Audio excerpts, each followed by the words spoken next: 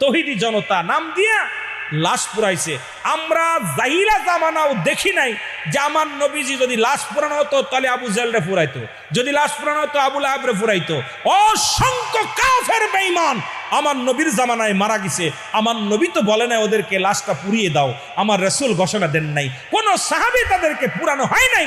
তাহলে আজকে এই বাংলার জমিনটা ইতিহাস করলো যে বাংলাদেশ জঙ্গলিবাদ এরা বসত করে, আজকে আমাদেরকে কলঙ্ক দিতে চায় তারা।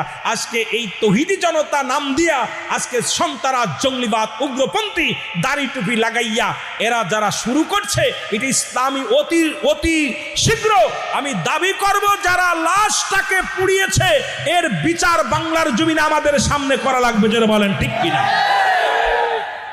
কারণ হলো আমরা উনি যদি ভুল পথে চলে, আমরা তাদেরকে জীবিত থাকতে দরকার ছিল তাকে তওবা পড়ানো, পরামর্শ দেওয়া, তাকে তার কাছে যাওয়া, পরামর্শ করা, কিন্তু তা করি নাই। আবার লাশ মরা পর 15 দিন পরে কবর থেকে উত্তোলন করা হয়েছে। আমি খুব দুঃখ পেয়েছি। এরপরে লাশটাকে যে আঘাত করেছে মৃত্যুর পরে, আমরা দেখেছি হুসাইন রাদিয়াল্লাহু তাআলাকে জবাই করে কারবালার ময়দানে হুসাইন রাদিয়াল্লাহু তাআলাকে শাহাদাতের পিয়ালা পান করার পর তার গায়ের উপর দিয়ে ঘোড়া চালানো হয়েছিল, তার গায়ে তার কল্লা কেটে বীজ থুতু নিক্ষেপ করা হয়েছিল।